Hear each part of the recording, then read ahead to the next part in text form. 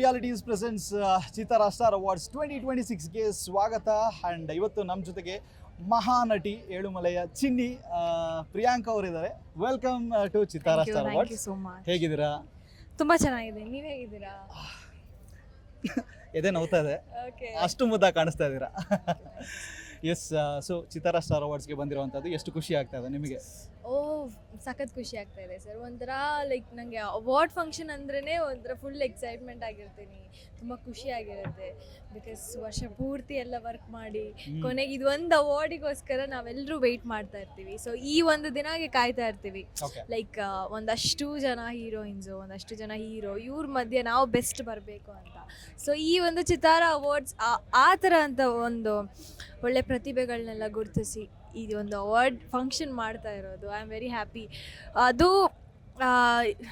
ನಾನು ಇವಾಗ ತಾನೇ ಒಂದು ಏಳುಮಲೆ ಸಿನಿಮಾ ಮಾಡಿರೋದು. ಸೊ ಇಷ್ಟು ಬೇಗ ನನಗೆ ಚಿತ್ತಾರ ಅವಾರ್ಡ್ಸಿಗೆಲ್ಲ ಕರೀತಾರೆ ಅಂತ ಇನ್ನೂ ನಾಮಿನೇಟ್ ಆಗಿದ್ದೀನಿ. ಬಟ್ ಅವಾರ್ಡ್ಸ್ ಬರುತ್ತೋ ಇಲ್ಲೋ ಗೊತ್ತಿಲ್ಲ, ಹೋಪ್ಫುಲಿ ಬರುತ್ತೆ.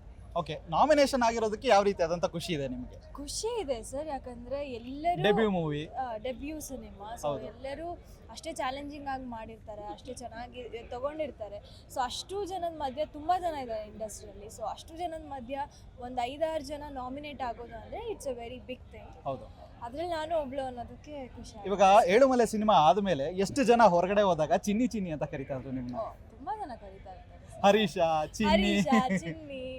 ನಾನು ಯಾವುದೇ ಒಂದು ಹಳ್ಳಿಗೆ ಹೋದ್ರೂ ಪರವಾಗಿಲ್ಲ, ಅಲ್ಲಿ ಎಲ್ಲರೂ ಬಂದು ನಮ್ಮನೆ ಹುಡುಗಿ ಥರ ಟ್ರೀಟ್ ಮಾಡ್ತಾರೆ. ಸೊ ತುಂಬ ಚೆನ್ನಾಗಿ ಆಯಿತು ಸರ್. ಓಕೆ, ಇಷ್ಟು ಬ್ಯೂಟಿಫುಲ್ ಆಗಿ ರೆಡಿ ಆಗಿ ಬಂದಿದ್ದೀರಾ. ಪರ್ಫಾರ್ಮೆನ್ಸ್ ಏನಾದ್ರು ಎಕ್ಸ್ಪೆಕ್ಟ್ ಮಾಡ್ಬೋದಾ? ಡೆಫಿನೆಟ್ಲಿ ನಮ್ದೊಂದು ಡಾನ್ಸ್ ಪರ್ಫಾರ್ಮೆನ್ಸ್ ಇದೆ. ಓಕೆ, ಯಾವ ಸಾಂಗಿಗೆ ಪರ್ಫಾರ್ಮ್ ಮಾಡ್ತಾ ಇದ್ದೀರಾ? ನೋಡ್ಬೇಕು, Kannada song. Okay. And also ಚಿತ್ತಾರ ಸ್ಟಾರ್ ಅವಾರ್ಡ್ಸ್ನಲ್ಲಿ ನೀವು ಹೇಳ್ತೀರಾ ಅನ್ನೋದಾದ್ರೆ ಚಿತ್ತಾರ ಮ್ಯಾಗಝೀನ್ನಲ್ಲಿ ನಿಮ್ಮನ್ನೇ ನೀವು ಫಸ್ಟ್ ನೋಡ್ಕೊಂಡಾಗ ಯಾವ ರೀತಿಯಾದಂಥ ಒಂದು ಮ್ಯಾಗಝೀನಲ್ಲಿ ನಿಮ್ಮನ್ನ ನೀವು ನೋಡ್ಕೊಂಡಾಗ ಎಷ್ಟು ಖುಷಿ ಆಯಿತು? ಬಿಕಾಸ್ ಇವಾಗ ಸೋಷಿಯಲ್ ಮೀಡಿಯಾ ದುನಿಯಾ, ಸೊ ಅದನ್ನು ಹೊರತುಪಡಿಸಿ ಮ್ಯಾಗಝೀನ್ನಲ್ಲಿ ನೋಡ್ಕೊಳ್ಳೋಂಥ ಖುಷಿ ಯಾವ ರೀತಿಯಾಗಿರುತ್ತೆ? ಹೌದು ಸರ್, ಮ್ಯಾಗಝೀನಲ್ಲಿ ನೋಡಿದಾಗ ಲೈಕ್ ನಮಗೆ ಈ ಟೆಕ್ಸ್ಟ್ ಬುಕ್ಗಳೆಲ್ಲ ನೆನಪಾಗತ್ತೆ. ಲೈಕ್ ಅಲ್ಲೆಲ್ಲ ದೊಡ್ಡ ದೊಡ್ಡ ಕಲಾವಿದರು ಅವ್ರದ್ದೆಲ್ಲ ಫೇಸ್ ನೋಡಿರ್ತೀವಿ ನಾವು, ತುಂಬ ಅಚೀವ್ ಮಾಡಿರೋರ್ದೆಲ್ಲ ಫೇಸ್ ನೋಡಿರ್ತೀವಿ. ಸೊ ನಾವು ಅವ್ರ ಥರ ಆಗಬೇಕು ಅಂತ ನಾವು ಕನಸು ಕಾಣಿರ್ತೀವಿ. ಸೊ ಇವಾಗ ನಮ್ಮನ್ನು ನಾವು ಒಂದು ಬುಕ್ಕಲ್ಲಿ ನೋಡ್ಕೊಳ್ಳೋದು, ಆ್ಯಂಡ್ ಅದು ಯಾವಾಗಲೂ ಶಾಶ್ವತವಾಗಿರುತ್ತೆ. ಆ್ಯಂಡ್ ಇವತ್ತು ಫೋನಲ್ಲಿ ಇರ್ಬೋದು, ಬಟ್ ಇವತ್ತಿರುತ್ತೆ, ನಾಳೆ ಡಿಲೀಟ್ ಆಗುತ್ತೆ. ಬಟ್ ದಟ್ ಬುಕ್ ಇರುತ್ತೆ ಅಲ್ಲ, ನನಗೆ ಅದು ಒಂದು ನೆನಪು ನನ್ನ ಲೈಫಲ್ಲೇ. ಓಕೆ, ಒಂದು ಮ್ಯಾಗ್ಝೀನಲ್ಲಿ ನಂದೊಂದು ಫೇಸ್ ಬರುತ್ತೆ ಅಂದರೆ it's a very happy. And also ಪಕ್ಕದ ಮನೆಗೆ ಹೋಗಿ ಬಂದಿದ್ದೀರಾ. ಸೊ ಯಾವ ರೀತಿಯಾದಂಥ ಒಂದು ಸಿನಿಮಾಗಳನ್ನು ಎಕ್ಸ್ಪೆಕ್ಟ್ ಮಾಡ್ಬೋದು? ಅಂದರೆ ಸರ್ ಇನ್ನೂ ಯಾವುದು ಮಾಡ್ತಾ ಇಲ್ಲ ಸರ್, ಬಟ್ ಒಳ್ಳೇದು ಮಾಡ್ತೀನಿ ಸರ್. ಒಳ್ಳೆ ಸ್ಕ್ರಿಪ್ಟ್ ಬಂದರೆ, ಗುಡ್ ಸ್ಕ್ರಿಪ್ಟ್ ಬಂದರೆ definitely I do. Yes, and also Mahanati ಆದ ನಂತರ, ಇವಾಗ ಮೂವಿ ಆದ ನಂತರ ಬೇರೆ ಸ್ಕ್ರಿಪ್ಟ್ಸ್ಗಳನ್ನು ಕನ್ನಡದಲ್ಲಿ ಕೇಳಿದ್ದೀರಾ? ಖಂಡಿತ ಕೇಳಿದ್ದೀನಿ ಸರ್. ಒಳ್ಳೊಳ್ಳೆ ಸ್ಕ್ರಿಪ್ಟ್ಸ್ ಬರ್ತಾ ಇದೆ, ಆ್ಯಂಡ್ ಒಳ್ಳೊಳ್ಳೆ ಪ್ರೊಡಕ್ಷನ್ ಹೌಸಿಂದ ಕಾಲ್ಸ್ ಬರ್ತಾ ಇದೆ.